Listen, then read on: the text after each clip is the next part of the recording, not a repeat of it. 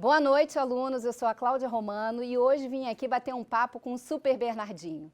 Ele foi atleta, é um grande técnico, empreendedor, escritor e hoje a gente vai ter a super oportunidade de ouvir um pouco dessa história toda. Boa noite, Bernardinho. Primeiro, obrigado, Claudinha, por me receber aqui, né, poder falar com tantos alunos Brasil afora, realmente, né, uma instituição que só cresce e cresce numa base espetacular e com uma relação fantástica, a relação de crescimento, né, investimento nas pessoas, educação, compartilhar conhecimento, trazer informação, né, preparar esses jovens, essas pessoas, jovens, não jovens, eu falo jovens de espírito, dependendo da idade, né, para carreiras profissionais, para empreender, enfim, para os seus desafios da vida. Então, muito bom poder estar aqui e compartilhar experiências. Acho que a coisa mais importante é isso, né? A gente manter o nosso modo de aprendizagem ligado, a gente trocar coisas e provocar em toda essa turma uma reflexão. Acho que é um momento da gente refletir um pouquinho sobre, até pelo momento que a gente vive, a reflexão sempre vale. E manter essa mentalidade de crescimento, de evolução, e nada como um ambiente, né, de educação para a gente falar de crescimento e evolução. Eu acho que as grandes ferramentas de transformação são, de fato, o esporte e a educação, né? Cultura também, super importante. Então, uma honra ter você aqui. Você sabe que eu sou sua fã, além de ser meu amigo querido. Mas hoje quem vai fazer as perguntas são os nossos alunos. Então, eles mandaram as perguntas e eu vou aqui representá-los. Vamos lá. Estamos conversando aqui com milhares de alunos que estão se preparando para iniciar uma carreira profissional. Conta pra gente a sua história e o que fez a diferença na sua jornada de jogador a técnico campeão com inúmeros títulos. Olha, a minha trajetória começa, óbvio, meus pais, né, nós somos 5 irmãos, viam que a atividade esportiva era algo fundamental para auxiliar a nossa formação, né? De uma certa maneira, eles entregaram parte do tempo, né, da nossa criação para os nossos treinadores. Então, nós fizemos uma série de esportes, obviamente o voleibol acabou sendo mais importante para os 4 irmãos homens, a menina fez outros esportes, o vôlei não foi tanto a praia dela, mas a visão deles e a intenção deles não é que nós nos tornássemos campeões, é que nós vivenciássemos os valores do esporte. Trabalhar em equipe, respeito às regras, disciplina, resiliência, de saber lidar com os nãos, com as derrotas, né? Aprender a se levantar depois de uma derrota, tudo isso era, né, na mente deles, realmente era objetivo da prática esportiva. Meu irmão mais novo, usou o esporte como uma forma de promover e patrocinar a sua educação. Ele foi para fora estudar com bolsa de estudos, se formou nos Estados Unidos, teve essa oportunidade. Nós sabemos que lá o binômio educação-esporte, né, é muito forte, caminha muito junto, né? Valorizam demais as instituições do esporte. E eu me formei em economia. Nos anos 80, ninguém vivia do vôlei, né? O vôlei era um esporte quase amador, começa ali um pouquinho do processo de profissionalização. E eu fui estudar economia porque eu queria, assim, dar uma garantia à família, ter uma tranquilidade, uma carreira mais segura que o esporte, naquele momento, não parecia ser. Digamos que eu não tinha, nos anos 80, eu não tive a coragem de encarar qual era a minha paixão e tentar viver dela. Até que em 89, já formado, empreendendo, tinha passado por bancos de investimentos também e tal, e eu tive um convite para ir para a Itália. 89, finalzinho de 89, me ligam da Itália, e me convidam para ser treinador. Eu nunca tinha treinado um time, mas eu tinha algumas características de treinador e tal, isso acabou sendo visto por algumas pessoas, e a minha pergunta interna foi, seria possível viver da minha paixão? Né? Seria possível? E eu fui encarar esse desafio para ver se seria possível. Na Itália, as condições não eram as melhores, o salário era baixo, a situação não era simples, mas era a forma de eu me testar. Né? Eu não sei se eu seria feliz, né, ou no escritório, ou apenas, né? Claro que eu gosto muito da questão do mundo corporativo, mas não sei se 24 horas por dia seria a minha praia. Eu gosto demais da quadra, da relação com os atletas, mas você tem muitas dificuldades, como em todas as áreas tem. E aí eu fui empreender no esporte. A minha mentalidade de empreender, eu queria transformar. Fui para um time numa cidade chamada Perugia, onde há uma universidade chamada Universidade para Estrangeiros, Università per Stranieri, como se diz em italiano, que é muito famosa, os estrangeiros vão para estudar italiano, né, em Perugia, que é uma cidade incrível, no centro da Itália, né, na região da Úmbria, e fiquei lá por 3 anos e meio. Escolheu bem, né? Eu me fui escolhido, acabei indo por acaso. Mas o fato é que eu encontro uma instituição, né, um time que vinha com muitas dificuldades, e eu falei, é hora de transformar isso aqui. E de um pequeno time se transformou em campeão da Copa Itália, vice-campeão italiano, e teve uma trajetória grande. Depois, mesmo quando eu saí, depois o time, a instituição, estava bem encaminhada para trilhar um caminho diferente de quando eu cheguei lá.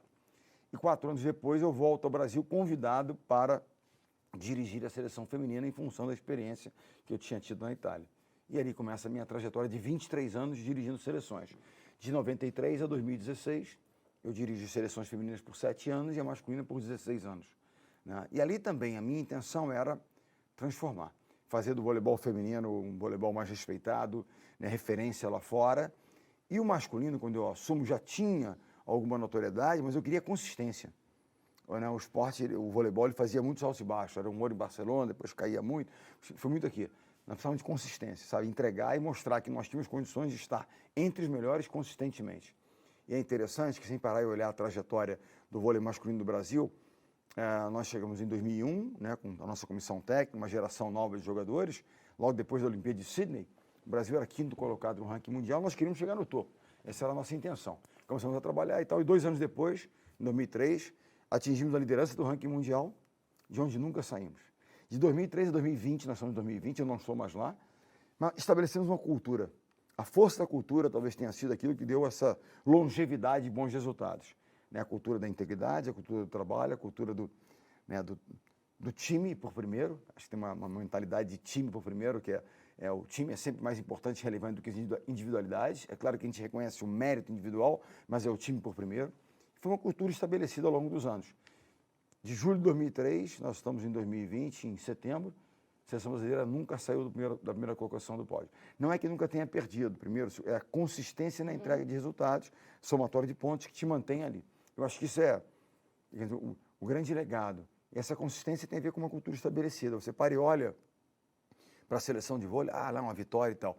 Mas você vê dedicação ao trabalho, você vê a questão do senso de coletividade, é um time, né, isso é mais importante do que eventualmente, né, até porque os egos atrapalham. Né? E eu falo disso se as pessoas, o que você gostaria de deixar para os jovens, para as pessoas que admiram o trabalho feito pelas seleções de vôlei? Eu gostaria de deixar um legado de que as pessoas vissem a importância do trabalho, né, do suor transformado em ouro, que é o título do livro. A ideia é essa, de você se dedicar a alguma coisa com intensidade e conquistar aquilo que você quer. É se dedicar aos estudos durante 4 anos para você ter o êxito no final da história. Né? Eu fiz recentemente uma live com o grande campeão de futebol Daniel Alves, um rapaz espetacular, pessoa humana incrível, de uma origem humilde, do interior da Bahia, que se transformou num super campeão. Ele disse uma coisa muito interessante sobre êxito e sucesso. Ele vira e fala assim: professor, eu aprendi uma coisa com outro professor, que sucesso é dar o seu melhor todos os dias. E o êxito acontece de vez em quando. Se nós fizermos o nosso melhor todo dia, vamos bater metas, vamos atingir, o êxito ele acontece eventualmente. Você ganha um campeonato, né? Você se forma, são eventos. Mas o sucesso tem a ver com o processo diário, com o dia a dia. E uma coisa que eu acho que é importante, que serve assim um pouco como um recado para os nossos alunos, é que o único elemento que nós controlamos na nossa vida é o trabalho, a dedicação ao processo. Eu não controlo quanto talento eu tenho. Por exemplo, se eu fosse no futebol, o talento é o Zico, não sou eu. Então, eu não tenho talento para aquilo. Mas a única coisa, o Papai do Céu deu um pouco mais de talento para uns, um pouco menos para outros, cada um tem a sua capacidade. Mas nós controlamos a energia, né, a disposição, né, tudo aquilo que a gente coloca no processo de trabalho, seja no treinamento diário, seja nos estudos, seja nossa carreira profissional. Esse elemento nós controlamos, não depende de ninguém. Ser pontual, ser dedicado, ler, se informar, depende de nós. Né? Que não esperemos que os outros façam, né? Acho que tem muita coisa do potencial, né? Todo mundo nasce com potencial. Claro. Se você ativa esse potencial, quer dizer, cabe cada um entender de fato qual é a intensidade que você vai dar em relação ao gift, né? A coisa do potencial. Todo mundo tem um kit. Você nasce com um kit pessoal. Imaginar que, olha, eu não era para ser o melhor jogador, mas, puxa vida, como treinador eu tinha uma capacidade melhor que eu fui identificando. Pessoas falam de líderes em relação a isso. O líder ele nasce com carisma, ele tem liderança. A liderança ela é treinável, ela é desenvolvível, você desenvolve se quiser. Né? Agora, depende da sua disposição para desenvolver.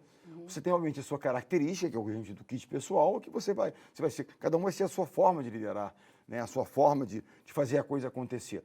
Mas todos nós temos condições. Fala muito de carisma, isso é um tema interessante, né? Para falar de algumas profissões e também do papel do líder, o líder carismático. O que eu imaginava no passado, por não ter ainda estudado o tema liderança de uma forma mais, digamos, teórica, que o carisma fosse coisa inata. Poxa, você nasce com carisma ou não? Não, aquela pessoa nasceu com um brilho. E não é verdade. Pare e pensa numa pessoa carismática que você admire. Por que ela é carismática? Porque ela tem uma mensagem bacana, ou seja, um conteúdo legal que você fala, cara, que interessante. E ela, digamos, empacota ela, né, muito bem. A oratória dela é legal, ela dá uma forma à mensagem que fala que bacana, que brilha ao falar. E que conteúdo inspirador. Isso gera o carisma na pessoa. Pode ser você achar ela bonita, feia, assim, ó, não é isso. É alguma coisa que vem com esse brilho, da mensagem que te toca. Porque ela te toca na forma e, obviamente, no conteúdo. Né? Ficar só na forma fica meio vazia, mas também um conteúdo que também não tem uma forma interessante, também você não, às vezes não admira tanto. Você pode, poxa, é relevante, mas a forma poderia ser melhor. Isso é treinável. É você se informar, desenvolver um conteúdo e trabalhar. Trabalhar oratória. Uma das coisas mais importantes hoje, e é um dos temas que certamente que muitos têm receio. Agora, há pesquisas que falam sobre a questão do medo das pessoas de falar em público. É algo, o número é assustadoramente alto. Assustador, é. Então é algo que nós devemos treinar. Treinar o nosso aluno, desenvolver isso, a oratória, a capacidade de falar. Por quê? Cada um deles, em algum momento, terá que passar a sua mensagem. Seja um deles que se torna um empreendedor, encontra um investidor, ele vai ter que chegar lá e fazer o seu pitch, né? Puxa vida, vou falar com a Claudinha sobre, né, sobre um projeto que eu tenho. Eu tenho que ir lá e falar. Ah, não, eu estou com medo, receio e tal. Então, treinar os jovens a isso, né? Falar em público, se comunicar é algo realmente muito importante. E compartilhar como conhecimento é fundamental, né? Claro. A partir do momento que você tem já o que contribuir para a sociedade, é importante você fazer valer, né? Sem dúvida. Mas você chama muita atenção da coisa do processo, né? Da importância do processo.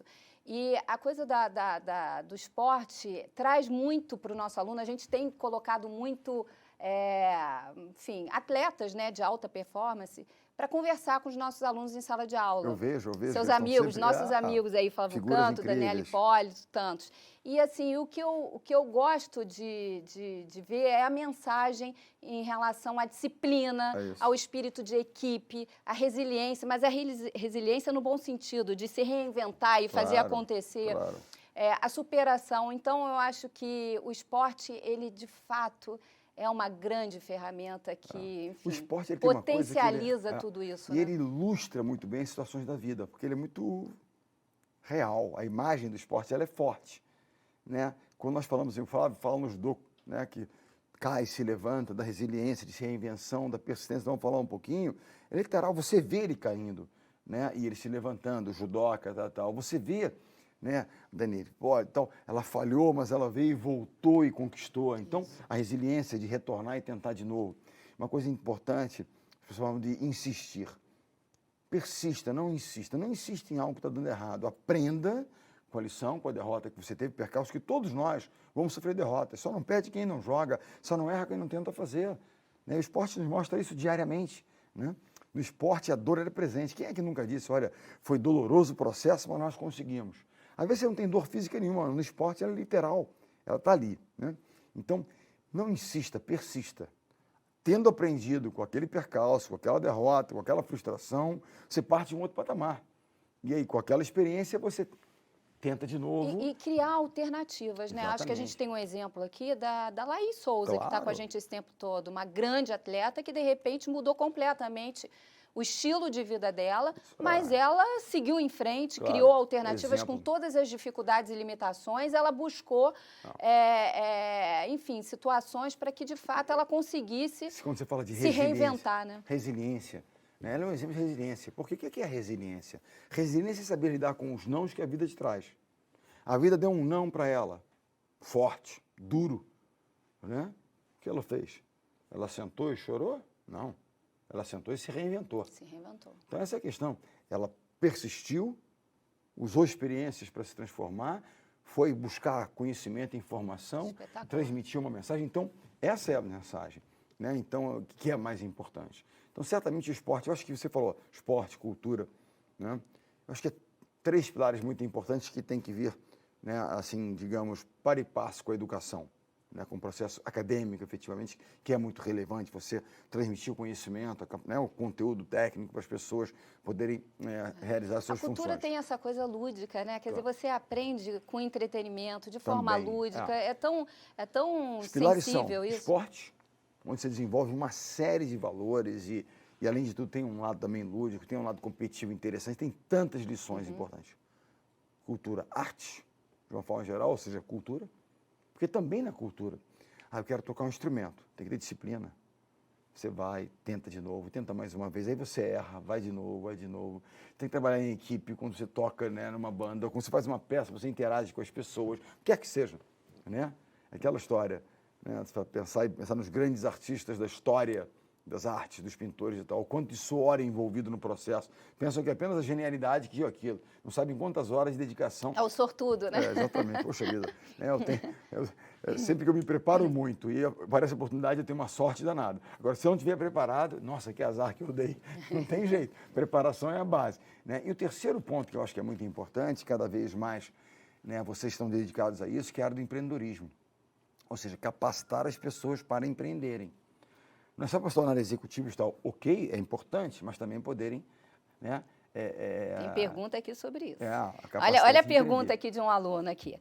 Além da formação acadêmica, quais são os principais talentos que um aluno deve desenvolver para atuar hoje em empresas e para empreender? Boa.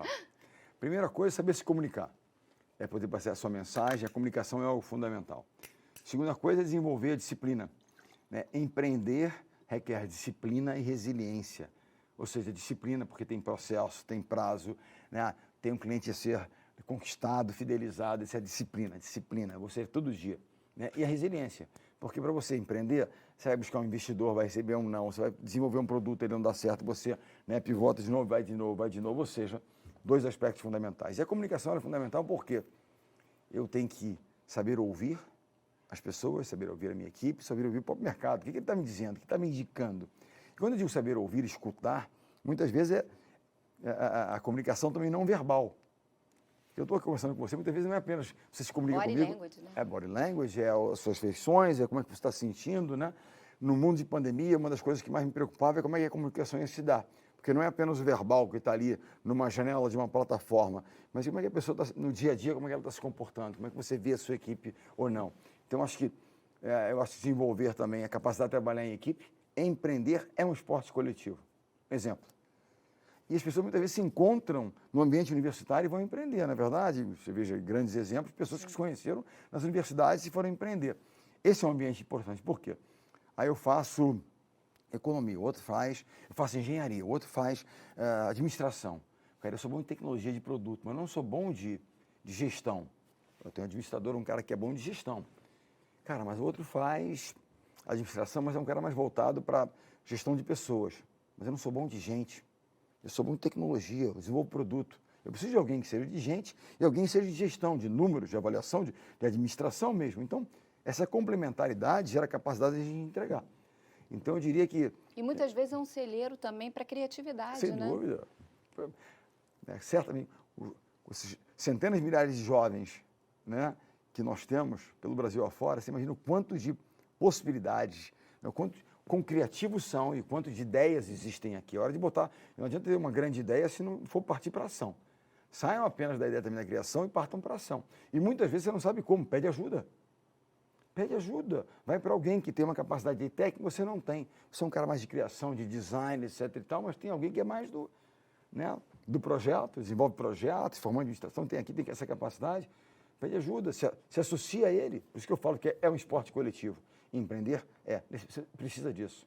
Eu posso ser bom de gente, bom até de gestão, mas não sou bom de números, por exemplo. Então, no meu caso, sou economista, até só um pouquinho, mas o fato é, nós vamos precisar de gente para desenvolver as coisas. Nós vamos precisar formar times. E aí entra um tópico importante, que é desenvolvimento de líderes. Se você realmente... Agora, lembre de uma coisa, eu quero liderar. Não adianta as coisas, é uma coisa. Você é referência em liderança. Não. Você é referência em liderança. Eu tenho um orgulho enorme, assim, e todas as vezes que você dá uma dia. aula magna em relação a isso, eu sou a primeira a ficar ali na frente, porque realmente... E os alunos veem muito isso. Como se forma um líder e como esse líder pode contribuir para unir pessoas e criar um time vencedor? Essa é uma pergunta aqui de um aluno nosso. Uma coisa importante, primeiro, formar um time vencedor. A primeira coisa é formar um time, porque a principal atribuição de um líder é formar o time. O líder existe pelo seu time, para o seu time. Né? Então, sem um time não há liderança. Né? E uma pergunta que me fizeram recentemente, num evento que eu tive com jovens empreendedores, um jovem me pergunta, ele intraempreendia numa grande empresa. E ele falou, professor, eu fui promovido a uma função de liderança, estou liderando lá um time agora, mas um time que eu não escalei, que eu não escolhi. Eu falei, não, você não foi promovido a líder, você foi promovido a gerente, a diretor, qualquer área, a supervisor, mas você vai se tornar um líder ou não, aí depende de você, é um processo. Então, como é que a gente forma um líder? A primeira coisa é você querer liderar. Eu digo aos jovens o seguinte, parece bacana, parece quase que romântico, né? Aquela foto, o cara é um líder, ele fica bonito, né, na foto. Liderar tem um ônus. Uma grande responsabilidade. Uma grande responsabilidade. Há um preço a ser pago pelo líder. Responsabilidade, né? Atenção, cuidado com todos. Né? Então, tudo isso há um ônus. Tem uma série recente do Michael Jordan, que é um dos grandes lutadores no esporte, chama-se O Último Arremesso, ou Last Dance. Eu até traduzi um livro dele, nós editamos um livro, sempre fui um admirador do grande campeão, e ele fala uma coisa muito interessante. Para você vencer na vida, em qualquer área, tem que pagar um preço, que é dedicação, é trabalho, né? É esforço, tal, aprimoramento, se preparar e tal. Para liderar, a liderança ela cobra um ônus. Mas ele disse, mas eu nunca cobrei ou exigi de alguém algo que eu não estivesse disposto a fazer. A única liderança que sustenta com o tempo é liderança pelo exemplo.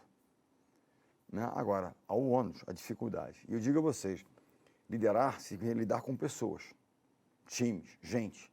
Escolher as pessoas certas, né? E elas vão formar o grande time e a grande empresa, né? Se forma através da escolha dessas pessoas. E as decisões e as atribuições mais difíceis dos líderes têm sempre a ver com gente. Não é, por exemplo, nós estamos sentados aqui para um projeto, aí tem uma cor aqui de uma coisa que vamos lançar, decidir a cor pode ser tecnicamente complexo. Eu gosto mais do azul com verde, não, eu gosto desse azul um pouco mais assim, ok. Mas decisões difíceis são relacionadas às pessoas. Você tem que cortar alguém. Você vai dizer à pessoa que ela não será promovida, que ela não vai receber um bônus, ou que ela será promovida, bacana, legal, ou que ela vai... Mas quando você põe gente na história, onde a coisa realmente toca, é difícil, né? Então, primeira coisa, se você quer se liderar, tem que saber lidar com pessoas e gostar de pessoas. Mas não é apenas gostar no sentido, até o pessoal brincando. Não, se apenas gostar de pessoa fosse atribuição, um canibal seria um bom líder. Um dia me disseram isso, eu achei massa. Então, de brincadeira, porque é gostar, estar disposto a, eventualmente, se sacrificar no sentido de realmente trabalhar por elas. Mas tem uma definição de liderança que é muito importante, que eu acho que é muito relevante, que diz o seguinte, líderes são como pais exigentes, líderes cobram. A liderança não é um concurso de popularidade. Você quer ser popular, não pense ser líder, porque nem sempre as suas decisões serão decisões populares. Elas serão duras muitas vezes, mas necessárias. Ao líder que quer fazer aquilo que é necessário, que é importante, não aquilo que é conveniente. Não, vamos botar pano quente, não, peraí, temos que fazer aquilo que tem que ser feito. Isso não é simples. E a inspiração, a admiração, o respeito, ela vem, de fato, do exemplo que o líder está dando, né? E até mau exemplo é exemplo. Então, a gente tem que ter uma preocupação enorme. Uma coisa importante, quando se fala o líder, é aquele que, por exemplo, nossa instituição, ela tem valores, princípios. Muitas vezes estão escritos na parede, muitas vezes eles são intrínsecos. O líder é o guardião desses valores. O líder não pode ser permissivo em relação aos valores que norteiam a nossa instituição. Eu não posso fazer concessões. A cultura da empresa tem muito a ver também com aquilo que a gente tolera. Claro, não, puxa vida, aconteceu alguma coisa, você negocia, você fala, você orienta, você eventualmente pune, no sentido de você, né, da orientação, não punição, né, você tem que fazer aquilo, mas é muito importante que você... São os limites também. Exatamente, que você não seja permissivo. Né? E isso é uma coisa muito importante. Você pode negociar um horário, você pode negociar a cor da camisa e tal, mas valores e princípios não são negociáveis. Né? Eu acho que isso é o que realmente é da atribuição do líder. É por isso que eu digo, não é simples, não é fácil. Pode parecer glamouroso, mas de glamouroso tem pouco. Né? Pode parecer glamouroso na televisão depois de uma grande conquista, mas o processo. Você falou de processo, o quanto eu valorizo o processo. Não disse, mas nada, pô, isso é insano, é loucura. Não é insano, não é loucura, é o processo. E você conseguiu uma coisa assim que é, enfim, um equilíbrio que é muito especial e precisa ter muita madureza, precisa estar muito maduro para isso, né? Você, lá no início, quando você abriu mão da economia e foi para o esporte, você foi por paixão, né? Quer dizer, escolheu aquilo que de fato fez o seu coração vibrar. É isso. Mas não abriu mão do processo, da disciplina, quer dizer, tudo isso junto, quer dizer, ativa aquela coisa do potencial que a gente estava comentando, que cada um tem, né? Eu acho, as pessoas às vezes, por exemplo, estou fazendo um curso. Como eu fiz na economia, tem algumas matérias, que importância isso tem? Tudo isso que a gente recebe como, né, conhecimento, saber que a gente vai acumulando, sempre vai ter utilidade na nossa vida. Independente de amanhã, puxa vida, eu me formei nessa área, mas fui empreender numa área totalmente diversa. Só que a base daquilo que você aprendeu aqui te ajudou na construção da sua carreira aqui. Me formei em economia, nós usamos números estatísticos permanentemente. Então, uma série de coisas que foram da minha base, né, digamos, de preparação universitária lá atrás, me serviram para o processo hoje em dia. E sempre servem. Te abrem caminho, abrem portas. É claro que você pode migrar, se identifica mais com outro curso, faça, por favor, não tenha constrangimento em buscar, né, caminhos, como eu acabei depois fazendo, depois de me formar. Mas eu digo sempre, né, eu vou abandonar porque, às vezes uso um exemplo, né, mas são exemplos fora da curva e eles são raros, não são a regra. Não, porque o Mark Zuckerberg, né, no Facebook, né, ele largou a universidade. Mas você conta nos dedos de uma mão, eventualmente acontece. Poder concluir, porque quando você não conclui, não, eu vou fazer e tal, tem muito a ver também com demonstrar falta de disciplina. Isso. Demonstrar falta de determinação. Eu vou largar. Frustração também. Né? Não, peraí, é difícil, mas não é simples não. Né? Poxa, eu estudo aqui, à noite eu trabalho e tal. O quanto isso vai gerar de valor depois na sua vida, você vai dizer, cara, eu fiz por isso. A gente com a plataforma de esporte, a gente já formou milhares de atletas ao longo desses anos todos. Atualmente, são 500 atletas que estudam com a gente, buscando uma formação superior. E eu não me esqueço, um grande exemplo que é a Sandra Pires, né? A nossa querida, que se formou presencialmente em educação física. Vôlei de praia. Campeã olímpica, enfim. E ela fala com tanto orgulho, eu tenho uma formação superior. Ela fala isso, o quanto isso foi importante, foi um divisor de águas para ela, mesmo já sendo uma grande campeã. Você vê, vários desses atletas têm esse sentimento, eu sei que todos eles têm. Porque é uma vida difícil, atleta e tal, e muitas vezes alguns usam a desculpa de que o esporte é algo que exige muito e que não conseguem fazer. Hoje vocês, né, dão condições e são parceiros e tal, e o orgulho que eles sentem quando conseguem vencer esse desafio. Que muitos, e eu digo isso, não há desculpas para não. Que hoje você tem plataformas, a distância te permite um pouco mais de flexibilidade, etc. e tal. E eu digo sempre isso aos nossos jovens. É verdade. Estão usando como desculpa e não procurem álibis e desculpas. Dá para fazer. Né? E o orgulho, isso gera o que a gente chama de senso do merecimento. Sabe aquele jovem? Porque você fala que orgulho, né, dele ser um campeão e depois conseguir uma formação superior. Imagina quantos desses milhares de jovens que estão conosco aqui agora são os primeiros universitários das suas famílias. Sim. Olha que orgulho. Que orgulho ainda muito maior do que para um atleta que às vezes tem uma condição melhor do que esse. Só fortalece, né? Só fortalece. As habilidades, as competências. Isso gera uma coisa que eu chamo de senso do merecimento. Você vai para o mercado dizendo assim, eu sou merecedor. E qualquer batalha que tem que ser lutada, eu sou capaz de vencer. Conquista por mérito. É isso, entendeu? Então, acho que essa é uma mensagem importante. Não é só olhar para aquela referência dos grandes atletas que são importantes, são relevantes e são muito especiais. Mas tem os grandes atletas da vida, daqueles que vencem essas batalhas diárias, né, e que acabam sendo referências para as suas famílias, para as suas comunidades, porque eles estão próximos, né? É o que eu falo assim do Serginho do Escadinha, nosso líbero da seleção.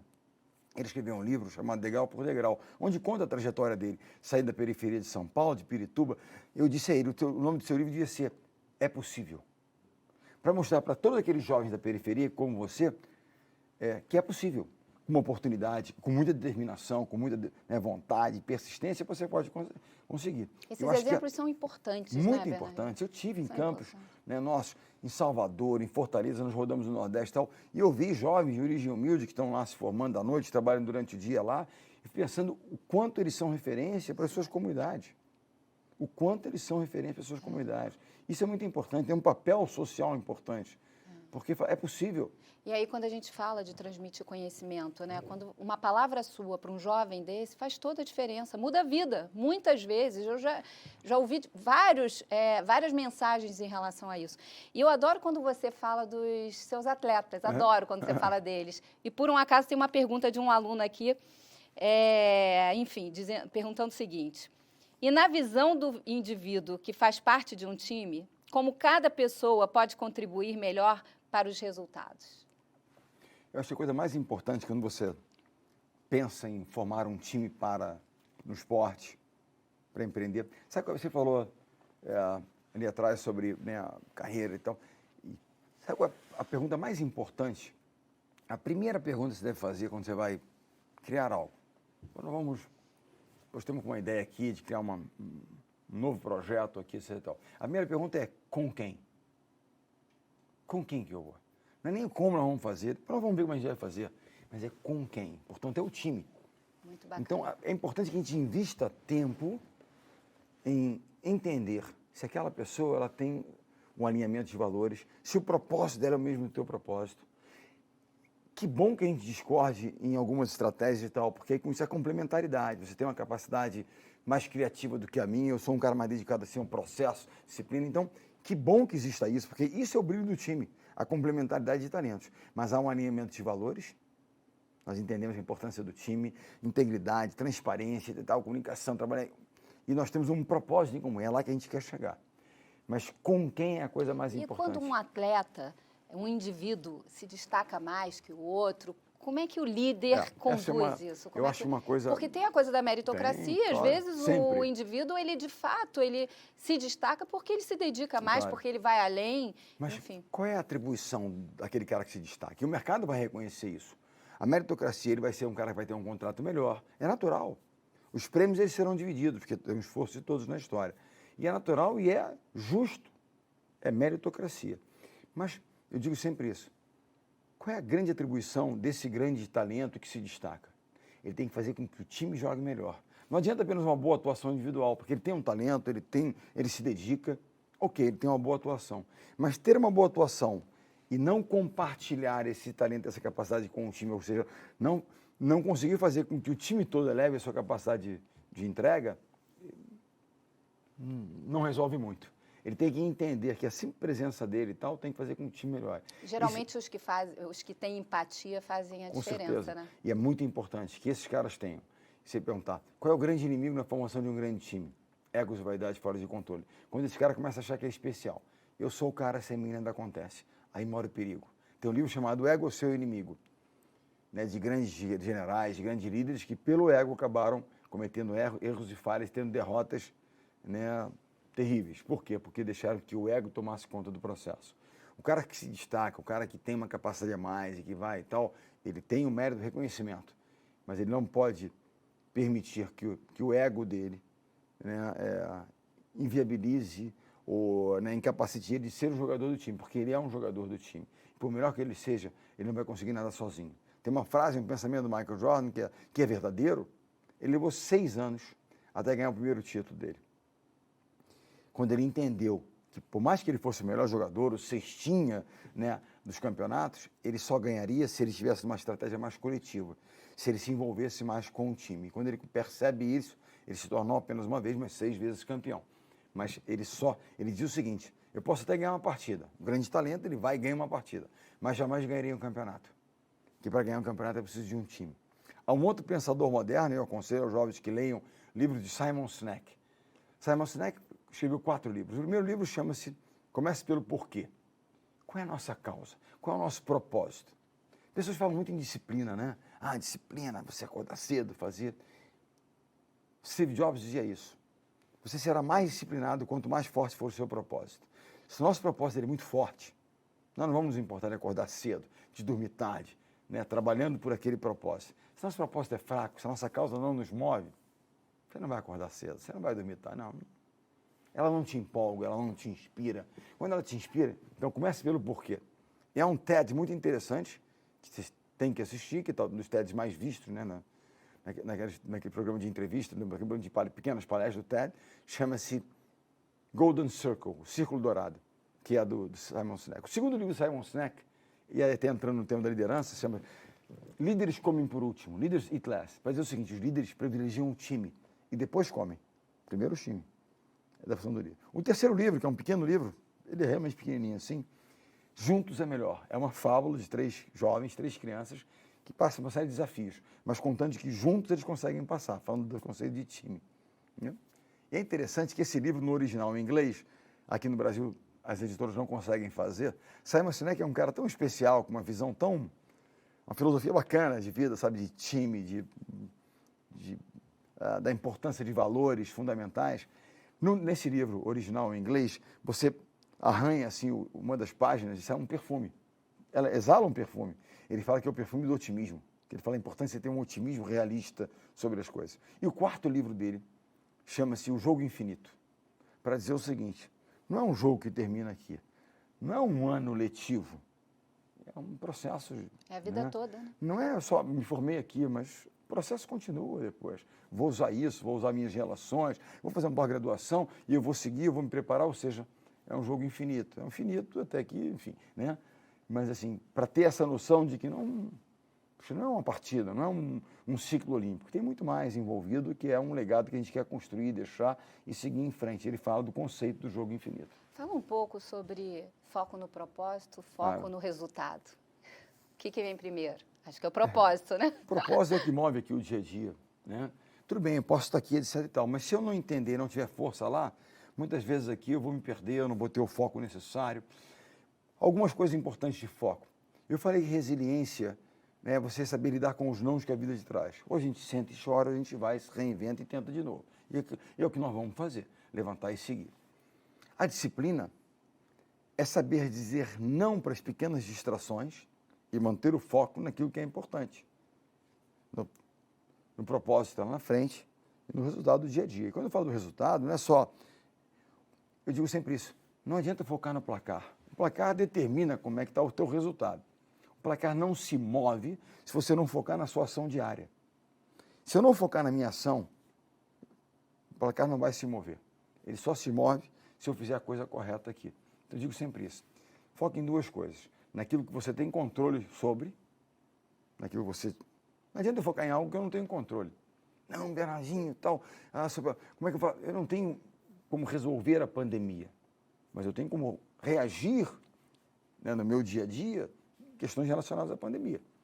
Eu simplesmente sento, fico desesperado, porque tal, ou eu reajo fazendo aquilo que eu tenho controle, que eu posso fazer. Em momentos de crise, todos nós passaremos por crises diversas, eu espero que nada como isso que a gente está vivendo se repita, mas teremos crises. Uma coisa é certa, que novas crises virão de formas diferentes, magnitudes diferentes. Foque naquilo que você tem controle, naquilo que é importante, realmente importante. Queria que você deixasse uma mensagem em relação a preconceito, porque, enfim, muitas pessoas sofrem, né, ao longo da sua jornada preconceitos. Como ignorar o preconceito e também deixar uma mensagem em relação à compaixão, à empatia. Eu acho que, se perguntar, né, falamos de liderança aqui, há uma característica e que se torna uma ferramenta que você tem que desenvolver, que é a empatia. Né? Realmente se colocar no lugar do outro, tentar... Uma vez, quando eu, jovem treinador, muito tempo atrás, eu era assistente técnico, fui na primeira experiência, assim, do Bebeto de Freitas, falecido, nosso querido treinador, e eu fui a uma Olimpíada com eles. E nós tivemos um debate da comissão técnica, discutindo alguns temas. Ainda era jogador, estava migrando, mas ainda era jogador, mas estava na comissão técnica naquele momento. E aí um médico vira-se para mim e fala, nesse debate, você tem que deixar de pensar como jogador, agora você é treinador. Eu parei, pensei, olhei para ele e disse, eu não quero nunca deixar de pensar e de sentir como o jogador sente, ou seja, de pensar como eles, para poder entender como eles estão se sentindo. Porque se eu deixar e me distanciar, eu nunca vou saber exatamente como é que eles estão se sentindo. Né? E eu vou perder essa capacidade de ter empatia com eles, eu não quero perder isso. Eu sei que eu tenho uma atribuição, mas eu quero tentar sentir isso. O esporte, é claro que você vai ver, eventualmente a gente vê isso, né? Preconceitos aqui ou ali. Mas o esporte, se você parar e pensar, não é um mundo perfeito, porque não existe um mundo perfeito. Mas certamente é um mundo onde você aprende muito. Eu, muito jovem, muito menino, aprendi coisas interessantíssimas. Uma família de classe média, que depois meu pai cresceu na carreira para uma classe média alta, com todas as condições, sem nenhum luxo, mas com todas as condições. O esporte me apresentou as pessoas das mais diversas origens. Isso é espetacular. Raças, origens diversas, preferência. Eu conhecia todos e convivi com todos. E não me importava o background, a origem daquela pessoa ou não. Eu queria, ele é meu parceiro, eu quero estar com ele, ponto. Então, por exemplo, um menino, eu lembro disso, eu morava em Copacabana, a gente treinava na Urca às vezes, e tinha um menino de um ano e tal, ele viajava 2 horas para chegar no treino. Nós treinávamos de manhã e à tarde. Eu falei, não, vai para cá, vai cair lá em casa, descansa no colchão junto conosco lá, porque não dá para você voltar em casa e voltar para treinar.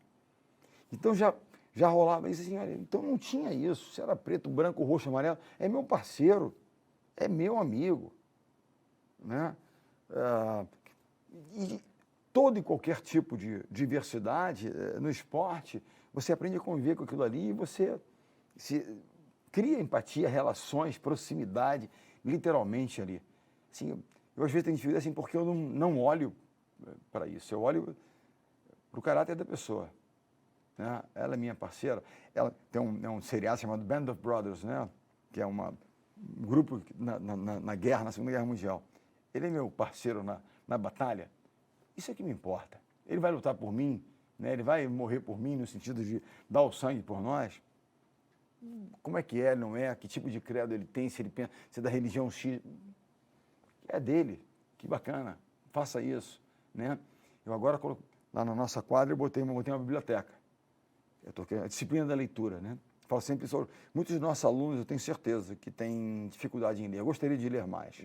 Aí eu lanço um desafio para eles, para esses que têm a dificuldade. O desafio é o seguinte: quando terminarmos aqui hoje à noite, chegar em casa, faz a sua lista do a fazer amanhã e coloque como meta amanhã ler 10 páginas. Naquele intervalo, na hora do almoço, ali que você tem, leia 10 páginas de um livro que você acha que é bacana. Se não gostou, muda para outro livro, não tem problema não. 10 páginas. No final do mês eu terei lido 300 páginas. Li um bom livro, 2 livros menores, metade de um livro grande. No final do ano eu terei lido 12 livros. Além do material acadêmico, então eu vou ter lido. E aí você vai desenvolvendo o hábito de criar disciplina para. Amanhã vai de novo, no sol fazer à noite 10. E tica, né, faz o ok, né, fiz as 10 de hoje. E se você não fez, esses 10 já foram. Que prazer quando a gente consegue conquistar, né? Exato. E essa pequena conquista... é um exercício, né? Falou. É o exercício. Essa pequena conquista vai dizer, eu fiz. Vai até lembrar que eu falei com ele aqui, falei, Bernardinho, hoje eu entreguei 1-0 para mim. Aí vai amanhã, vai depois. No final do mês, ele vai mandar uma mensagem para nós. Li um livro, 300 páginas, estou encantado, quero ler outro. Quero ler mais um. Né? Nós colocamos lá e a gente está instigando, fazendo tal, e criando, né, um pouco dessa isso a gente rotina. Controla, né, Bernardinho? É só isso que a gente controla. É isso a gente controla, depende da né? gente. O exercício, enfim, o processo. É claro que às vezes o estímulo é importante, por isso eu digo também uma mensagem aos nossos professores. Eles são como, né, o treinador, o personal trainer de alguém, eu preciso um pouco mais de estímulo. Você pega alguém que te estimule. Você sabe o que você tem que fazer, mas às vezes sozinho você precisa de alguém. Então o professor tem um pouco desse estímulo, né, dessa atribuição. Não é só passar o conhecimento, mas é estimular, é desafiar. Né? E o que é mais importante, se nós pudermos estar mais próximos dos nossos alunos, porque muitas vezes um precisa de um suporte, de um estímulo, para ter esse senso de pequenas conquistas. O outro gosta de ser desafiado. Cada um é movido de uma forma, assim como o atleta, o aluno também. Né? Então, se eu não estiver próximo a eles, se eu não souber ler essas características, portanto, ouvir, eu achei muito bacana. Um dia eu estava numa apresentação e falei dessa capacidade de escutar as pessoas. Né? E aí um advogado falou, eu chamo isso de ouvirtude, a virtude de ouvir as pessoas. Né? Porque as pessoas falam muito de oratória como sendo importante, mas tem a escutatória. Né? Então, vamos dar os dois quando cursos. você fala muito, é bacana também, mas aí você já tem certeza absoluta, né? Quando Jamais. você ouve, você dá chance para dúvida, e aí vem o conhecimento, né? Sem dúvida. Eu sempre estamos aqui compartilhando, né? Mas eu dei uma aula no mês passado, a gente estava ainda num momento meio de lockdown, meio fechado, nossas rotinas eram muitos links para entrar em reuniões, entrar em aulas, entrar em webinars e tal. E era um pouco da nossa rotina, né? 1 mês e meio atrás, agora, né, nós estamos começando aí a abrir as atividades, etc. Tá ok. E aí ele me perguntou o seguinte, professor, Bernardinho, o que você espera dessa semana? Imagina nós naquela coisa meio fechada, o que eu espero da semana? É uma pergunta meio inusitada, né? Uma pergunta inusitada merece uma resposta inusitada. Aí me veio uma ideia, eu falei, olha, eu pretendo crescer 0,2% essa semana. Aí me olhou com um olhão assim naquela janela da plataforma. Mas, professor, o que significa isso? Eu falei, não tenho a menor ideia. Mas essa semana, eu vou lá conversar com a minha amiga Cláudia, saber dos projetos da instituição, como é que estão indo. Eu vou ouvir aqui, eu vou ler um livro novo que me indicaram, eu vou ouvir um podcast espetacular sobre liderança, então, alguma coisa eu vou aprender. E se alguma coisa significar 0,2%, e eu sou economista de formação, portanto, teoria dos juros compostos, 0,2 sobre 0,2 e tal, no final do ano, né, o gap de crescimento é gigantesco. Então, se nós entendermos que toda oportunidade é uma oportunidade de crescimento, de aprendizado, tivemos a humildade de entender que, né, nós tivemos um encontro recentemente com várias pessoas, o que eu aprendi, o que a gente compartilhou e o que aquilo me fez refletir. Né? Porque não adianta eu ter informação se eu não refletir sobre ela. Quando eu recebo uma informação, o processo tem que ser um processo de reflexão. Reflexão é quase que um processo de gestão. Você vai digerindo, usando aquilo que é muito bom e descartando aquilo que não é tão... E é uma relevante. troca muito saudável, Sem né? dúvida. Além do mais, você ainda ganha mais amigos, Sem né? Para dúvida. trocar mais ainda, para compartilhar, enfim. E essa é uma outra mensagem importante. Porque é óbvio que puxa a distância, etc. Mas o que o presencial, muitas vezes, poder ir ao campus, te dá, né? O que a gente sente falta, Sim. muitas vezes o conteúdo está ali. Mas é do cafezinho, do suco que você toma com um amigo, e você, né, compartilha outras coisas que não apenas na sala de aula, mas ali naquele ambiente, né, onde as memórias, né, que você vai levar da universidade para sempre, como o do esporte. No esporte a gente tem as medalhas. A medalha é apenas um símbolo de um processo. Quando eu olho para a medalha, eu me lembro das pessoas que estão por trás da medalha. Não é das pessoas, né, nas nossas dores juntas, das nossas alegrias, dos nossos choros, o que é que seja, mas tudo aquilo que nós vivemos juntos. É isso que a gente vai levar. E certamente, né, aproveitem, né, mesmo que às vezes virtualmente, né, nos contatos. Hoje as plataformas nos dão, né, condições de estar compartilhando esses momentos, mas essa experiência universitária que eles estão tendo, que vai muito além apenas, como você falou, do conteúdo técnico. Né, tem das relações humanas. A gente falou de pessoas aqui no papo inteiro, né?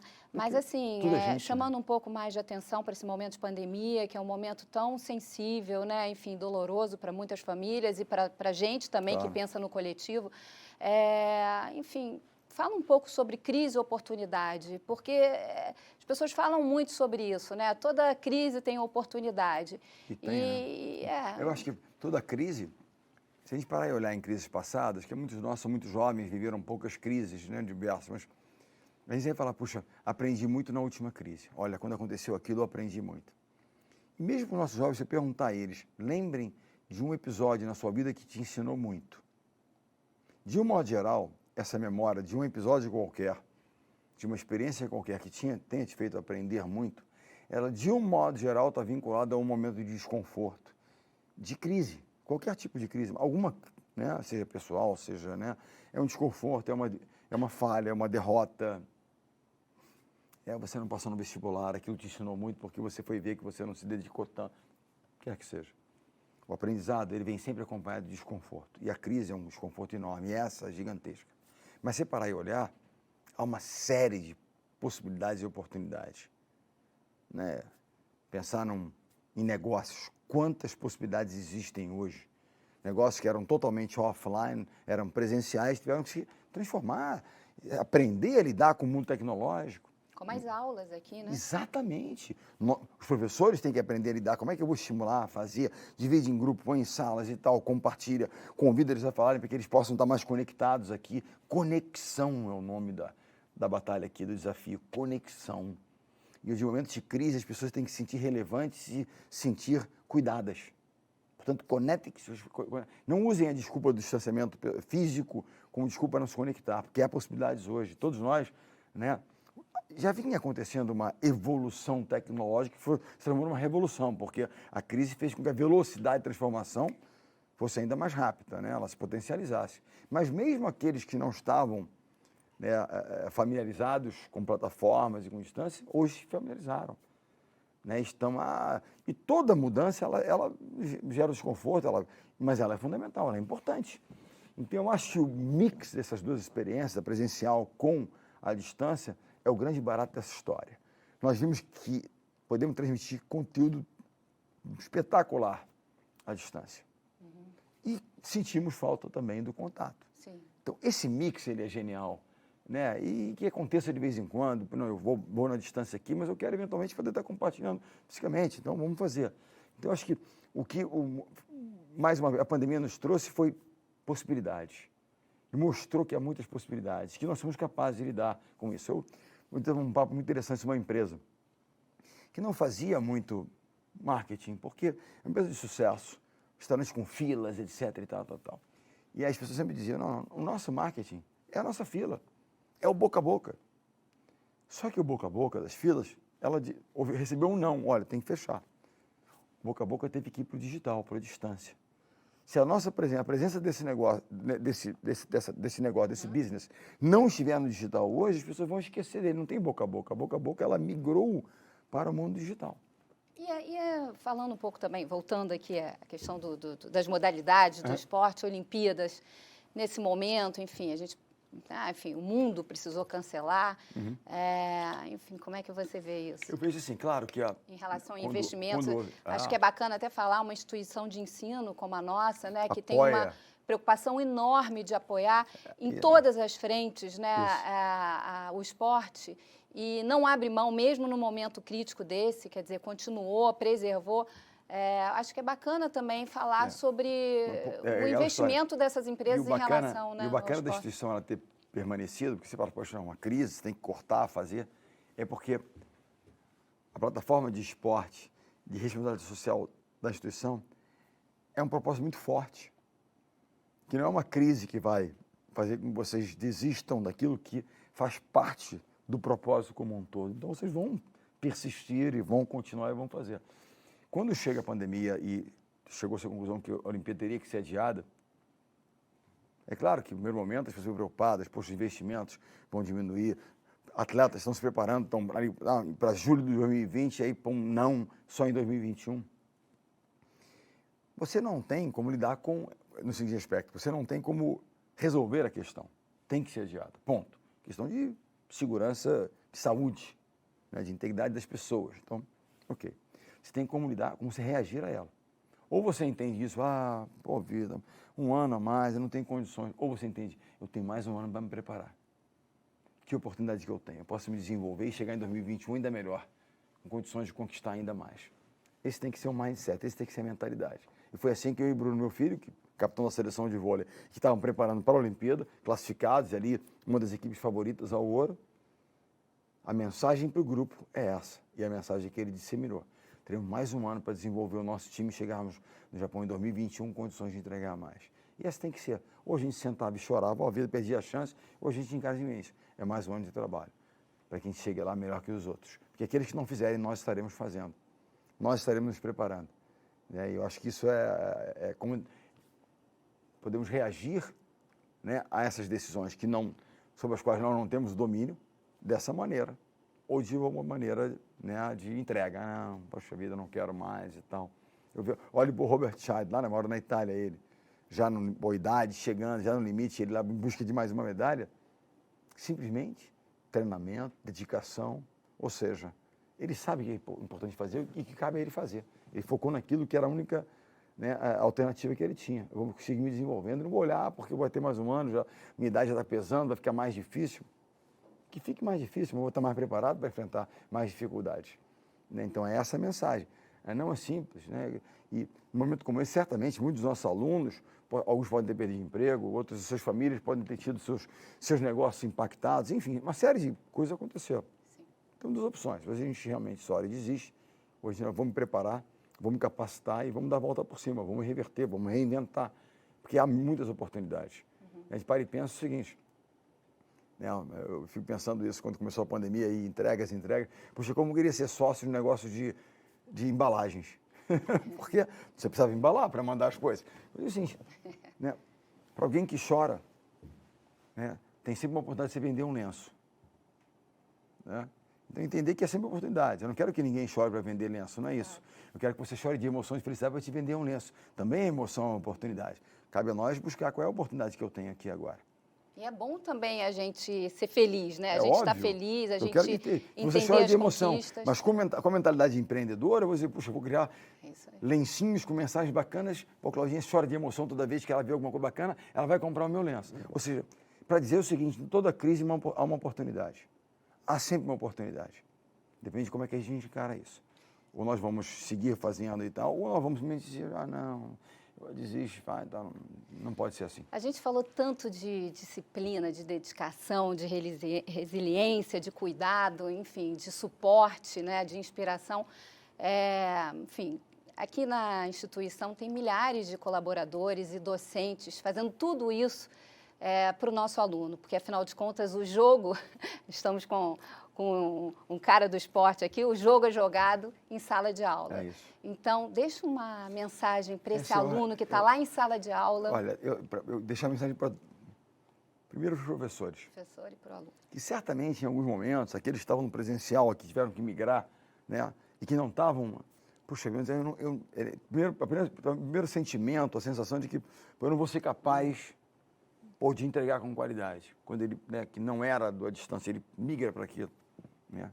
Quando você acordar meio desanimado, meio, puxa vida, será que... Pense no propósito. Você não está na indústria de, por exemplo, que é um professor de matemática, apenas de ensinar matemática, está na indústria de transformar a gente. Eu não estou na indústria apenas de ganhar e perder, porque no voleibol você não empata, você ganha, você perde. Eu estou na indústria de desenvolver pessoas. Quanto melhores as nossas pessoas, mais jogos nós venceremos. Entenda o jogo como a gente quiser. Então lembre-se disso. Como a missão de vocês, professores, ela é importante. Há uma fábula que diz, não sei até que ponto é verdade, mas vale como fábula se ela for fábula, que a única pessoa para a qual o imperador do Japão ele se dobra é para o professor. Porque é certamente das atribuições mais importantes e relevantes, né, do nosso país, ou seja, quem transforma. E quando falo do professor, é o professor também de educação física, que é um treinador, porque ele também está desenvolvendo gente. Então, são os professores nesse vida, né? amplo espectro dos professores. Né? Então, que vocês não desestimam. Aos jovens, aos alunos, independente da sua idade, mas jovens, porque aquele que está aprendendo é sempre jovem, se mantém jovem quando está aprendendo, e, portanto, se ele é um aluno aos 70, aos 60, aos 50, ele é um jovem de espírito, porque ele continua querendo aprender, como nós somos, que a gente continua querendo aprender e aprender sempre. A mensagem é uma mensagem que eu troco com meu filho sempre antes dos grandes desafios. Antes dos grandes desafios, a gente se tornou até um pouquinho uma superstição, né? Porque, afinal de contas, ao repetir tantas vezes, você fala, é legal isso, né? E aí, a mensagem é essa. Só a mensagem dos 3 Fs, que é foco, que nós falamos aqui. Foquem naquilo que vocês controlam, naquilo que é importante. Foco. E o foco requer disciplina. Dizer não para os ruídos, não para pequenas distrações, e fazer aquilo que tem que ser feito. Foco.